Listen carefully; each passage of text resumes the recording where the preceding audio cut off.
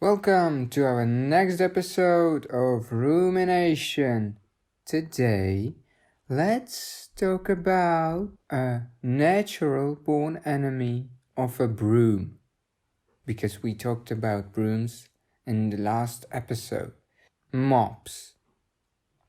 Can you describe a mop for me, please? So very easily, we can say that it's cleaning tool used for wet or damp cleaning for floors. And it typically consists of a long handle and a mop head, which has absorbent material. It can be cotton, fiber, or synthetic fibers. And it should be able to effectively help you to remove dirt, spills, or stains from different types of flooring surfaces. That's it. So, you didn't know what the mop is? Of course I knew what a mop is. I just wanted to test you if you know what a mop is. Because you have an affection for brooms, so I just wasn't really sure enough if you knew. I mean, there are reasons I already mentioned, so I was just testing you, okay? I feel that you have the affection for brooms for some reasons that you're mentioning them so often. But anyway, you can then tell me how you use the mop. Well, okay. Sure, that's really easy. I will in a second. I just need to come up with something. Okay. I got it. There are two techniques that you can utilize and that I just thought about. So, when you are using a mop, you know the routine. You need to put it in some liquid, probably water. Most likely water, please. Use only water with some detergent or something. So, you do that routine, and then when you try to use it, you can either go from side to side, from left to right, or you can use, how to describe this? You can go in a 8 loop, or how to describe this, because I would probably and personally prefer to go from left to right, because that's the easiest way to go around it, because there is no empty space that you left out. I mean, at some point you will go for that space also, but when you start from left to right and you just continue, I personally think it's the best way to go with a mop. Yes. And you have a good rhythm to it. What about other? Yeah, but when you want to clean the whole room, then it's not enough to move from side to side. You know what I mean? Like you need to also move forward. Wait, you really and backward. You really mean that you should clean all of the room? I just thought that you just clean the dirty places. No, clean everything. How do you think it can be clean? Just on its own. I don't know. Oh, of course I know that you need to clean the whole room, but from side to side, I mean, you will continue at some point to move, but it feels safe that you know that there's no empty space that you left off or left out. If you go in that 8 movement, you might left out some empty space, and you will never get to it again, and you might regret it in the future, like when you're trying to go to sleep and you realize that a few years back in the past, you forgot to mop that empty space. Why does it feel like it's something which can keep you awake when you go to sleep? Well, because that is a fail that might haunt you at night. Why does it feel that is something which would keep you awake? You, specifically. Well, because sometimes it does, okay? I'm not. Okay, look, as I already mentioned it few times, not in this episode, but in previous ones, I'm perfect. Almost perfect. But I have also some flaws, and this is one of them, okay? One additional question then.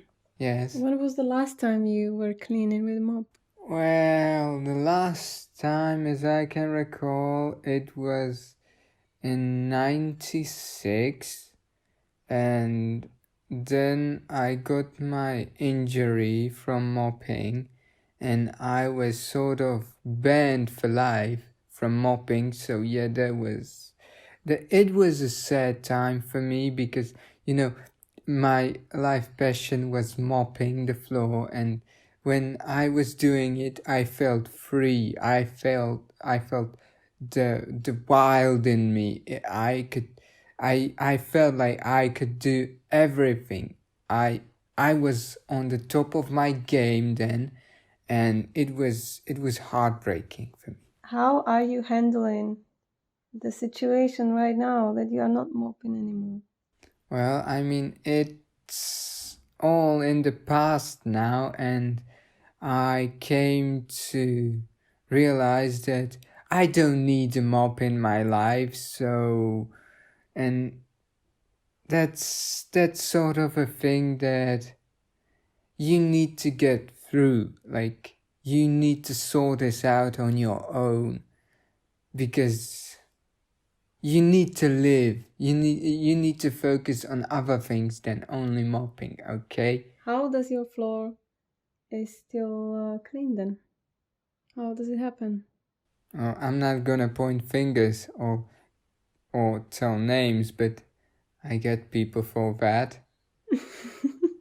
It's 3 letters. So you need mops then, but you're not using them. Yeah, Personally. well, personally. No, of course that story was fake, but last time I was mopping was this few days ago. Mm-hmm. So yeah, I have a good relationship with my mop. I mean mom. No, mop. Mom or mop? Because she does the cleaning.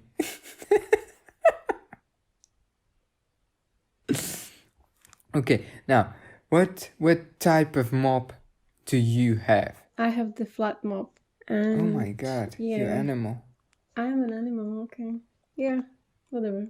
There are different types, but I prefer this one because I find it working for me. But I think also the steam mop would work. But I'm not sure how that would work for different services because you need to be, careful with the steam and how that works with temperatures and surfaces. But anyway, like there is this traditional one which has the cotton and microfiber, as we mentioned before, sponge, mop, and that is usually used for smooth and towel surfaces. Then we have also the spin one, and for that one I don't prefer because it just gets everything on it, and also it leaves it in different areas, so it's easier to get the dirt out or off from the mop if you have the flat one, at least for me. It works. I try different mops, but traditional mop is not the mop I would go for. Which one you used when you were mopping? I use the OG one, the traditional mop. So Look, I'm a loyal person. How does traditional one look for you? Can you describe?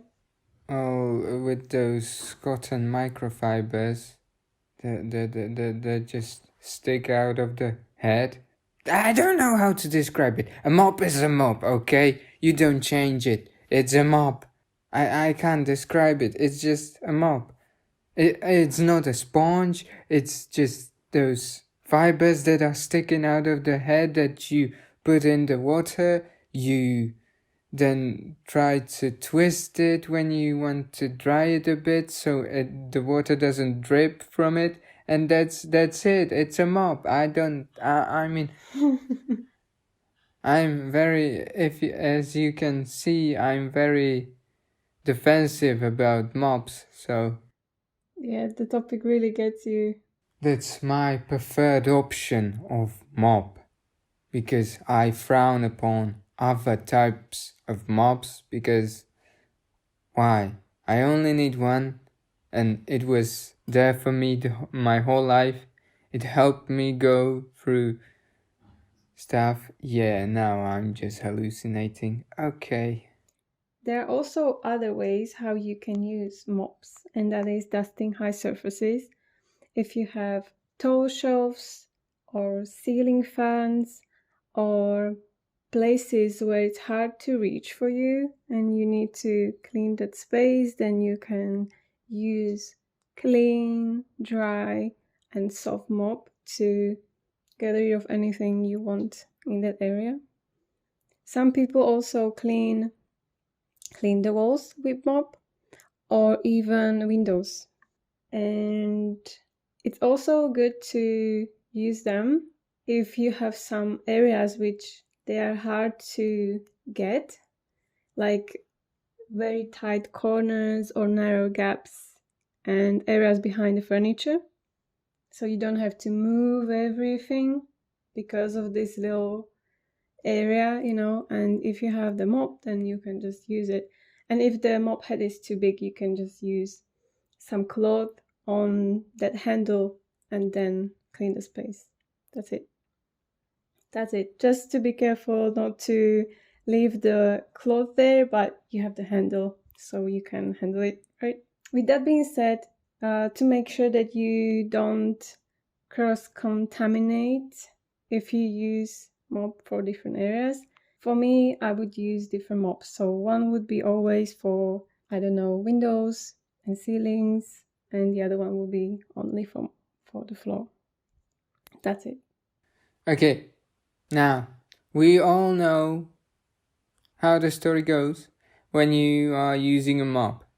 But sometimes, you can go crazy with a mop. You're not only cleaning, but you can change to something else, something special, something that is not